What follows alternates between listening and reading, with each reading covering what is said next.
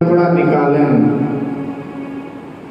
ज्यादा ना निकाल पाए तो 1 रुपया नित्य निकालें। 1 रुपया के हिसाब से हम नित्य गौ सेवा के लिए कोई घर में गोलक बना लें और उसमें 1 रुपया नित्य डालें। किस लिए? गौ सेवा के लिए।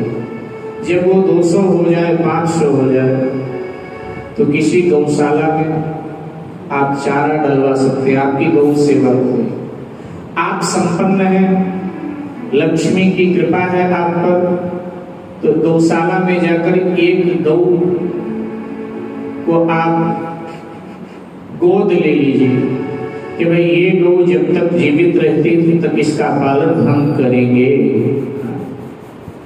और इस तरह से भी हम गौ रक्षा कर सकते हैं, गौ सेवा कर सकते हैं। हमारे भारतीय दर्शन में तो पहली रोटी है ही है गाय के लिए, पहली रोटी गाय के लिए और अंतिम रोटी कुत्ते के लिए, भारतीय दर्शन।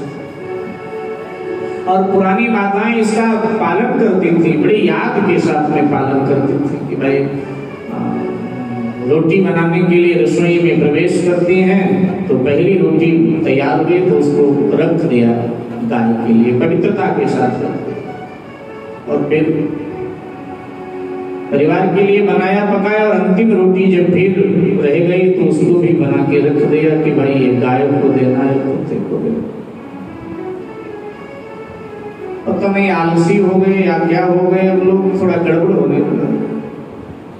एक महात्मा जी कह रहे थे, भैया देखो आजकल गृहिणी पहली रोटी पति को खिला देती है क्योंकि उसको जल्दी ऑफिस जाना है, कार्यालय जाना है, काम पर जाना है। पहली रोटी पति को खिला देती है तो पति एकदम सीधा साधा गौ की तरह बन गया। आजकल पति कितने सीधे होते हैं बेचारा, एकदम, क्योंकि पहली रोटी खाते हैं तो असर पड़ा उसका ना, गौ जैसा स्वभाव हो गया, सहन करते जैसे गौ माता सहन करते, ऐसे बड़े सहनशील, बड़े सीधे साधे। और अंतिम रोटी खुद खाती है, इसलिए सारा दिन घर में बोले, पति जब बाहर जाए तो मोबाइल पर बोले, क्योंकि वो अंतिम रोटी का असर है, इसलिए बहुत बोलती है। तो जिसका जो भाग है वो वहां पहुंचाना चाहिए ना, उस भाग को हम ग्रहण करेंगे तो फिर वैसा ही हमारा आचार विचार बनेगा। इसलिए जिसका जो भाग है वहां वो पहुंचाया जाए।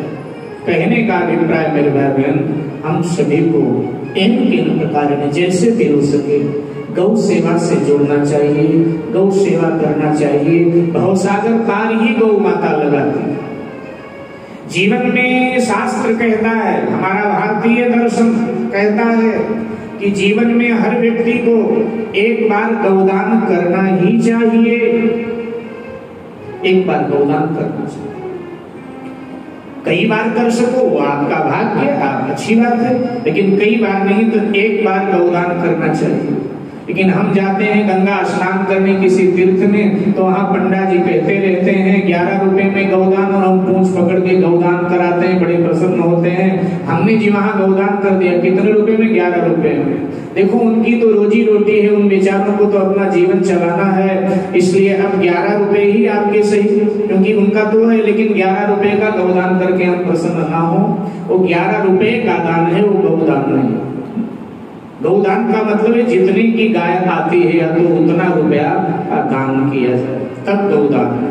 11 रुपए में कौन सी गाय आती है? 11 रुपए में गाय क्या, अरे छोटी बछिया भी नहीं आती है। तो 11 रुपए विधि विधान के साथ में जीवन में एक बार गौदान करें।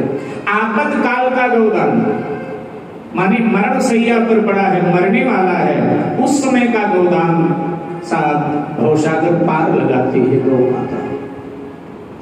भगवान श्री कृष्ण ने 11 वर्ष 52 दिन नंगे पांव गौ सेवा किया था।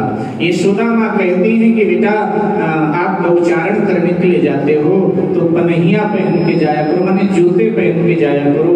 भगवान श्री कृष्ण जवाब में कहते हैं कि माँ गौ मेरा इष्ट है और मैं उसका पुजारी हूँ, और पुजारी जब अपने इष्ट की सेवा करता है तो जूते क्या, वो सिले कपड़े भी नहीं पहनता है। इसलिए 11 वर्ष 52 दिन। अब वो चित्र में चित्रकार का भाव है कि कृष्ण को क्या पहना था, लेकिन पुराण कहते हैं कि 11 वर्ष 52 दिन तक भगवान श्री कृष्ण ने नंगे पांव गोचारण किया और बिना सिले वस्त्र पहना, उन्होंने बिना सिले वस्त्र।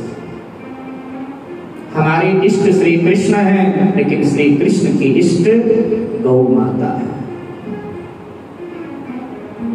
मेरे भाई बहन, गौ सेवा से भगवान बहुत प्रसन्न होते हैं, इसलिए हम सबको जैसे भी हो सके गौ सेवा से जुड़ना चाहिए।